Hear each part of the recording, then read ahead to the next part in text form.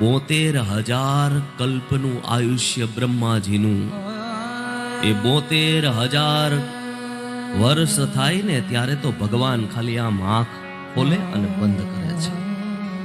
એ મહાસત્તા છે આ, જેના શરણે હું તમે જઈ રહ્યા છીએ. કોની કથા સાંભળવા જઈ રહ્યા છીએ આપણે? જે નિત્ય છે, જેનો નાશ નથી. આ જગત નહોતું ત્યારે પણ એ જગદીશ હતા. આ જગત છે ત્યારે પણ એ જગદીશ છે. અને આ જગત નહીં હોય ત્યારે પણ એ જગદીશ તો રહેવાના જ.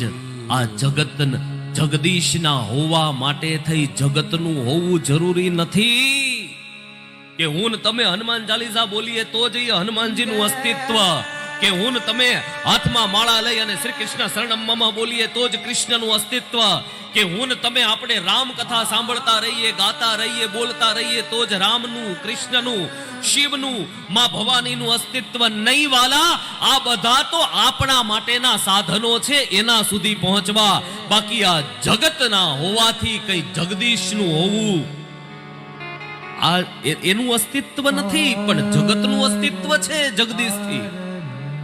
જો જગદીશ ના હોય તો આ જગતનું કાંઈ અસ્તિત્વ નથી. એક પાંદડું નથી હલી શકતું સાહેબ એની પરવાનગી વગર. અને એટલે જ શ્રીમદ ભાગવત મહાપુરાણના પ્રારંભના મંગલાચરણમાં વેદવ્યાસજી કહે, જન્માદ્યસ્ય યતોન્વયાદિ તરતશ્ચાર્થેષ્વ ભિજ્ઞ સ્વરાટ તેને બ્રહ્મ હૃદા ય આદિ કવયે.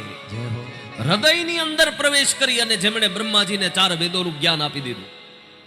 બિઠાયા નહીં હે ब्रह्मा जी को सामने कि चलो बैठो.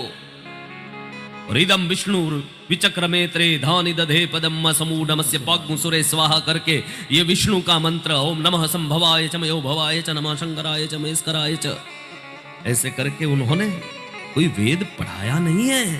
आ तो कर्तुम अकर्तुम अन्यथा कर्तुम समर्थ स परमेश्वर भ्रुकुट विलास सृष्टि लय होई. ભગવાનની સત્તા સંકલ્પથી ચાલે છે. સંકલ્પ કરે ને બધું થાય.